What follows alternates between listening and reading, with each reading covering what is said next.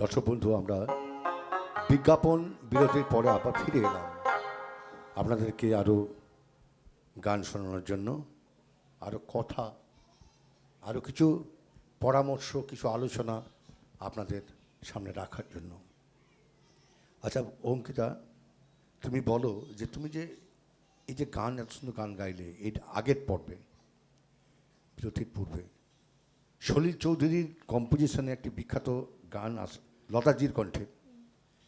এই গান তোমার আর কতগুলো জানা আছে এরকম গান? এরকম গান বলে ঠিক জানা নেই, কিন্তু আধুনিক রবীন্দ্রসঙ্গীত, নজরুল গীতি, তারপর এখন যে গানগুলো চলে এগুলো সব রকমই মিলেমিশে আমরা তুলি। কখনো কি চিন্তা ভাবনা আছে যে গান নিয়ে আমার কোনো ক্যাসেট বেরোক, আমার কোনো মানে গানকে আরো হাইলাইট করার কোনো ইচ্ছে? নিশ্চয়ই হ্যাঁ, সেটা ইচ্ছা আছে। সুযোগ এলে নিশ্চয়ই করবে। হ্যাঁ, অবশ্যই। আমি এবার আমাদের অর্পিতা ম্যাডামের কাছে যাব যে ম্যাডাম বলুন যে এই গান নিয়ে আপনার যে, আমি যেটা প্রশ্নটা রাখতে চাইছি যে গান নিয়ে কোনো ক্যাসেট বা গান নিয়ে আরও ভালো পারফরমেন্স করার মতো স্টেজ নিশ্চয়ই কাঙ্ক্ষিতভাবে আপনার কাছে থাকবে। হ্যাঁ, সুযোগ পেলে তো অবশ্যই চেষ্টা করব, কিন্তু দেখা যাক এখন কতটা কি পারি। হাই নিউজ এসে কেমন লাগছে? খুব ভালো লাগছে, আপনাদের এখানে এসে খুবই ভালো লাগছে। Thank you madam. অনেক দিনের ইচ্ছে ছিল, তবে আজকে সেটা পূর্ণ করতে পারলাম। Thank you. আমরা দর্শকদেরকে এরকম শিল্পীর গান শোনাতে পেরে আমরাও খুব মুগ্ধ, আমরা কৃতজ্ঞ।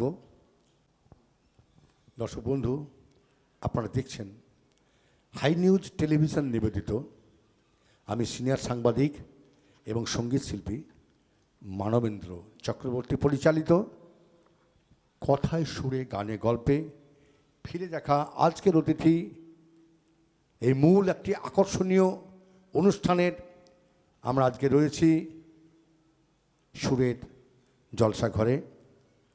আমরা কথা না বাড়িয়ে আমরা অর্পিতা মণ্ডলের এবং অঙ্কিতা মণ্ডলের একটি ডুয়েট গান শুনব, লোকসঙ্গীত।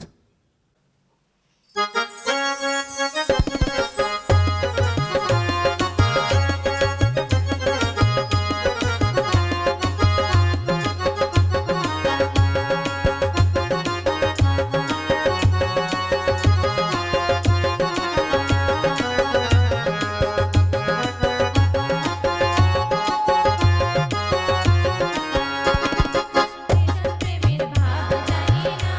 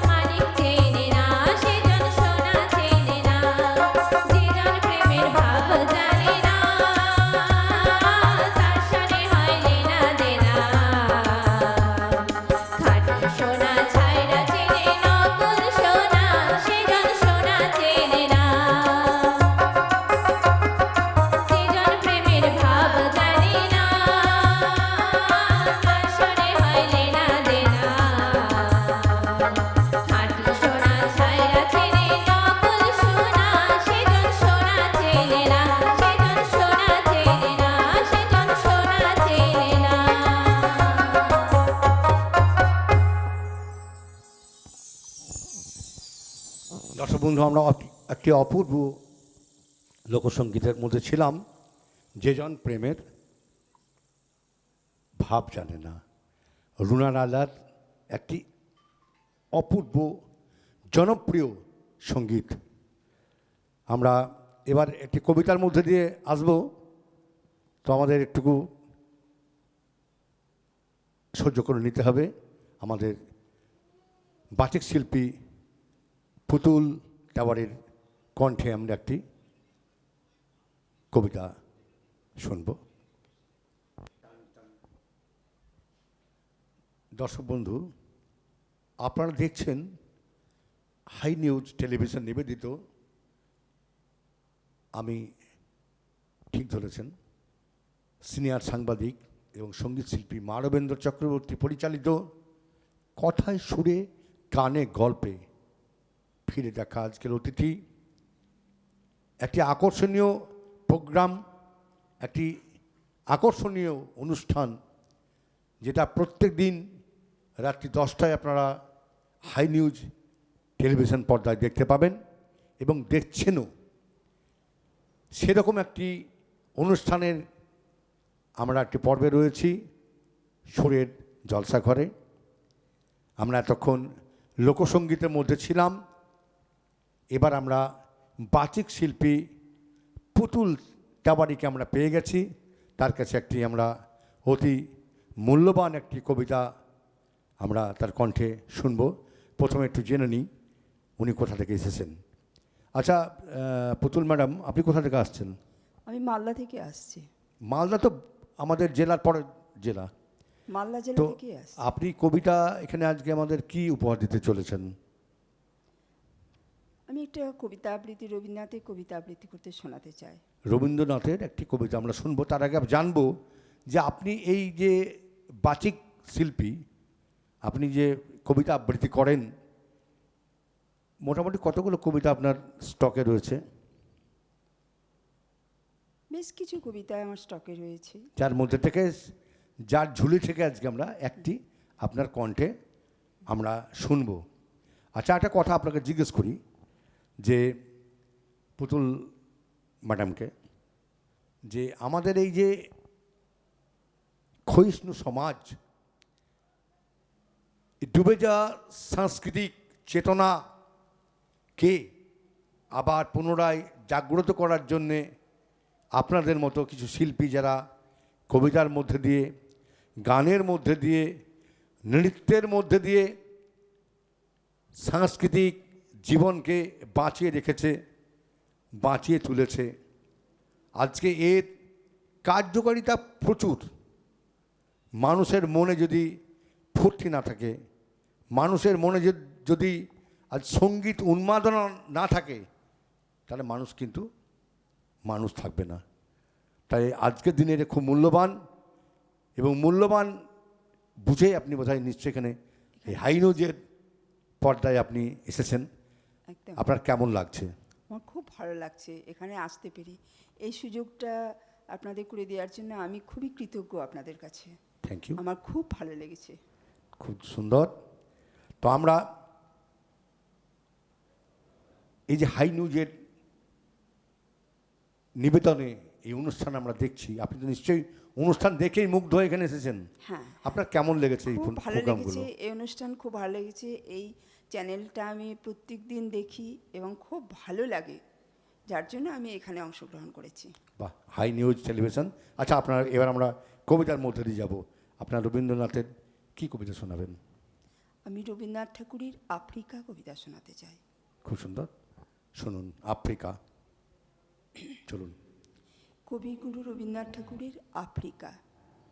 উদ্ভ্রান্ত সেই আদিম যুগে স্রষ্টা যখন নিজের প্রতি অসন্তোষে নতুন সৃষ্টিকে বারবার করছিলেন বিধ্বস্ত, তার সেই অধৈর্য ঘন ঘন মাথা নাড়ার দিনে রুদ্র সমুদ্রের বায়ু প্রাচী ধরিত্রীর বুকের থেকে ছিনিয়ে নিয়ে গেল তোমাকে আফ্রিকায়, বাঁধলে তোমাকে বনস্পতির নিবিড় পাহারায়, কৃপণ আলোর অন্তপুরে সেখানে নিভৃত অবকাশে তুমি জাগাচ্ছিলে, শঙ্কাকে জাগাচ্ছিলে, হার মানাতে।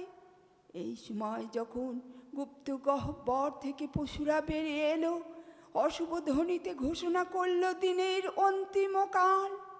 এসো যুগান্তেরই কবি, আসন্ন সন্ধ্যার শেষ রশ্মিপাতে, দাঁড়াও সেই মানহারা মানবীর দ্বারে, বলো ক্ষমা করো হিংস্র প্রলাপের মধ্যে, সেই হোক তোমার সভ্যতার শেষ পূর্ণ বাণী।